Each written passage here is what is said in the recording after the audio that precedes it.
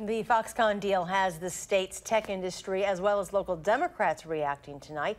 Chris Gothner joins us now with more. Chris? Yeah, this deal has certainly generated a lot of buzz, with praise coming from Wisconsin's tech industry, but it's not without some criticism from some Democrats, though. It starts today with this investment in Wisconsin.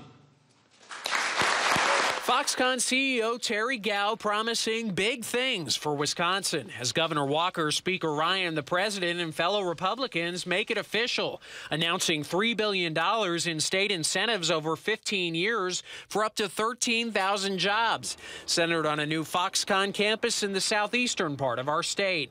Walker now calling that region Wisconn Valley. The region we will call Wisconn Valley will become the new global home to cutting-edge technology and innovation. This is the first liquid crystal display plant in the United States. Tom Still, head of the Wisconsin Technology Council, says today's announcement promises a seismic shift for the state's technology field and promises a ripple effect of job creation. The supply chain for this will extend throughout the state. But some Democrats are expressing skepticism. The Wisconsin workforce is the greatest workforce on earth.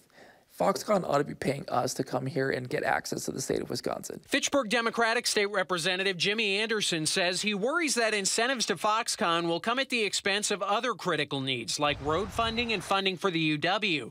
He calls the fight between states for incentives a race to the bottom. Ultimately, what Foxconn is doing is pitting every state against each other to try to see how much they can bilk their taxpayers in order to bring jobs into the state. Anderson also pointed out a 2013 deal Foxconn announced in Pennsylvania to add 500 jobs for a new factory there.